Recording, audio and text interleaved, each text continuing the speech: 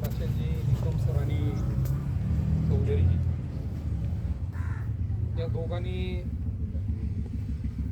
आणि त्यांच्यासोबत सर्व युवकांनी जो हे आंदोलन या ठिकाणी घेतलं, 29 तारखेला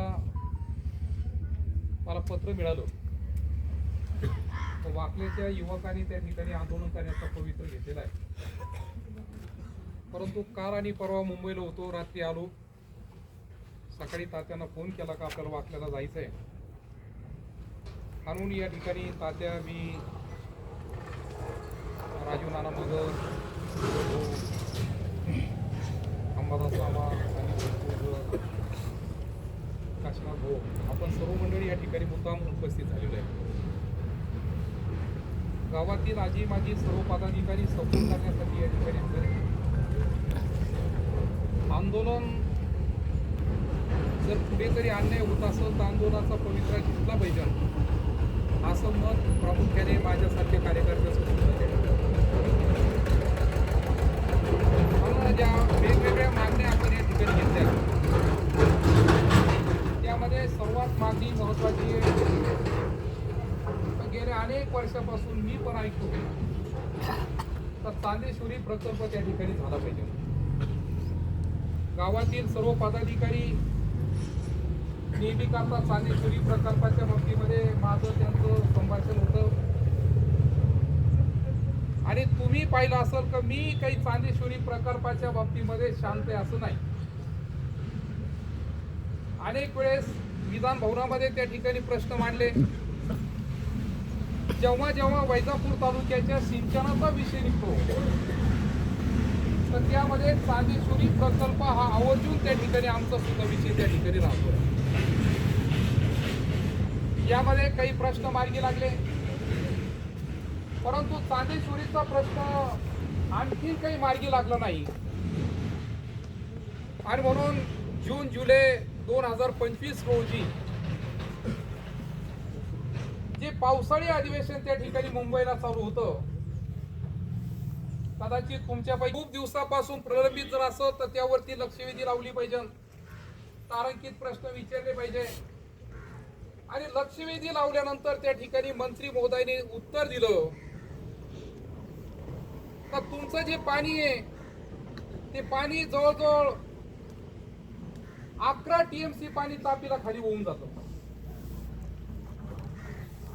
कदाचित जास्त जात असेल परंतु त्यांच्या रेकॉर्ड नुसार मंत्र्यांनी मला उत्तर दिलं आणि मन्याड हे तुटीचं खोरं असल्यामुळं खाली 40 गावच्या 8 योजना आहे. जे मंत्र्यांनी उत्तर दिलं त्यापैकी तुम्ही जर आजही रेकॉर्ड जर काढलं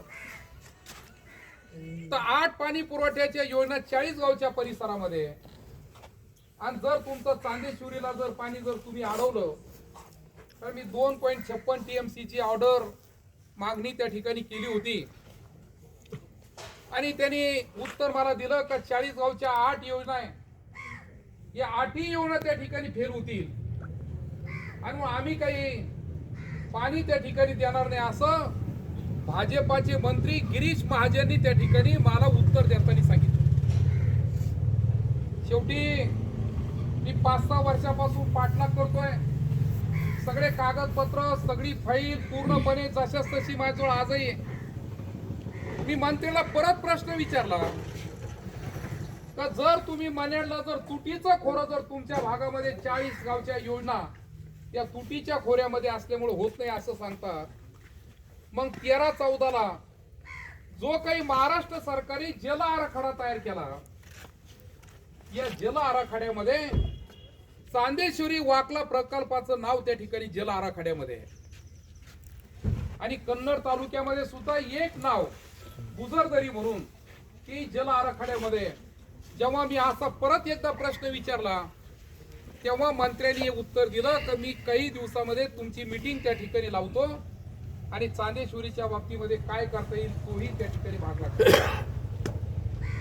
6-7 महिने झाले मीटिंग लागत नाही आणि म्हणून मी नागपूरच्या हिवाळी अधिवेशनामध्ये आता परत गिरीश महाजन साहेबाला त्या ठिकाणी बोललो, म्हणलं तुम्ही मला प्रश्नाला उत्तर देताना सांगितलं का मीटिंग लावतोय, अद्याप त्या ठिकाणी मीटिंग लावली नाही तुम्ही जर मीटिंग लावली नाही तर मी परत एकदा तारांकित प्रश्नावरती अर्धा तास चर्चा ही अधिवेशनामध्ये त्या ठिकाणी लावणार आहे.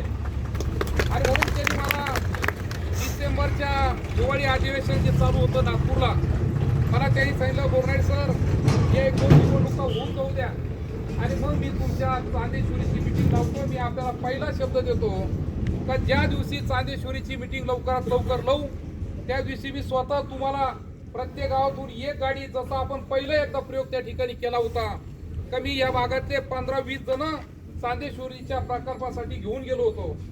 परत एकदा मीटिंगच्या दिवशी म्हणजे तुम्हालाही त्या ठिकाणी लक्षात आलं पाहिजे या दोघांनी जरी आंदोलन केलं तर यांनाही आपण त्या ठिकाणी घेऊन जाऊ. म्हणजे उद्याचा विषय असं होणार नाही का आपण दिलेला लोकप्रतिनिधी हा आमच्या वाकल्यासाठी काहीच करत नाही, असं होऊ नये. आणि म्हणून चांदेश्वरीच्या प्रकल्पाच्या बाबतीमध्ये लवकरात लवकर आपण त्या ठिकाणी मीटिंग माझ्या तारांकित प्रश्नाच्या वरती त्या ठिकाणी लावण्याचं त्यांनी कबूल केलेलं आहे. आपण ती मीटिंग त्या ठिकाणी घेऊ. दुसरा विषय असा या ठिकाणी प्रामुख्याने का आता उरलेले जे दोघांच्या आंदोलनामध्ये जे जे मुद्दे त्या ठिकाणी आले, मला सकाळी जेव्हा इकडं निघायचं तेव्हा मी तुमचं पत्र पूर्णपणे वाचलं, तुमच्या मागण्या काय त्याचा विषय त्या ठिकाणी घेतला. आता रस्त्याचा खूप मोठा विषय आहे, परंतु मला आमदार होऊन 6 वर्ष झाले, मी वाकल्याची आकडेवारी मी तर आणली नाही, परंतु तुम्ही गावकऱ्यांनीच मला आकडेवारी दिली. बरोबर आहे. मी जवळजवळ तात्या 11-12 कोटी रुपयापर्यंत या गावासाठी निधी उपलब्ध करून दिलेला आहे. आता आमचे डॉक्टर जीवरकनी सांगितलं, डॉक्टर साहेब का तुम्ही काम खूप केले परंतु थोडसे पडदे आडे. मला सांगा, मी सामाजिक न्यायामधून जवळजवळ 65-70 लाख रुपये सामाजिक न्याय विभागाला त्या ठिकाणी दिले. कारण शेवटी दलित लोकांचा विषय त्या ठिकाणी काम झालं पाहिजे. मी 70 लाख रुपये तिकडे दिले. आता एक रस्ता आहे कॉन्क्रिटीकरणाचं 4 किलोमीटर आता काम चालू झालेलं आहे ना. म्हणजे ते एक मोठं काम, काही कोटी रुपयाचं आपलं वाकड्यापासून तर लोणीकडे जाणारा 4 किलोमीटरचा रस्ता कॉन्क्रिटीकरण आपण त्या ठिकाणी करतोय. कारण डांबरीकरण राहत नाही म्हणून मी कॉन्क्रिटीकरणाची ऑर्डर त्या ठिकाणी काढून घेतली. आणि त्याच्या पुढचा रस्ता जो कोणी गुत्तेदार आहे त्याला सांगितलं, तू जर इथून गाड्या चालवत असेल तर तू आम्हाला हा रस्ता, ज्याला आपण 1,71 लाख रुपये याच्या अगोदर दिले है ना, तिकडूनही आपण 4 किलोमीटर करून घेतला होता. आणि मग त्याला सांगितलं हा रस्ता खराब होतोय, तू तो रस्ता परत आम्हाला करून दिला पाहिजे. त्याचं पूर्णपणे लेखी आश्वासन घेतलं का जो रस्ता तू वापरतोय आज रणजित मुळे त्यांनी तो रस्ता परत आपल्याला करून द्यायचा आहे. म्हणजे एकंदरीत वाकला ते लोणी हा जेवढा 6.5-7 किलोमीटरचा रस्ता आहे तो 4 किलोमीटर कॉन्क्रिटीकरण, म्हणजे तो एक रस्त्याचा प्रश्न त्या ठिकाणी मार्गी लागलेला आहे. आता आणखीन जोडून 3 रस्ते मी मागच्या वेळी ढेकूला 60 लाख रुपये दिले. 1.25 किलोमीटर 1.5 किलोमीटर रस्ता ढेकूचा झाला, परंतु अजून त्याच्या पुढे 1-1.5 किलोमीटर प्रकाश भाऊ आपल्याला जायचं आहे. इकडे जातेगावचा रस्ता आपल्याला करायचा आहे, गोंडेगावचा रस्ता करायचा आहे. मी आपल्याला या ठिकाणी शब्द देणार आहे, कोण येईल कोण जाईल माहित नाही, परंतु तुम्ही निवडून दिलेला लोकप्रतिनिधी हा 24 तास लोकांच्या सेवेत आहे, काम करणारा लोकप्रतिनिधी म्हणून मी या ठिकाणी शब्द मुद्दाम देईल का जातेगावचा रस्ता आणि गोंडेगावचा रस्ता हे दोन्ही रस्ते मार्चच्या बजेटमध्ये 100%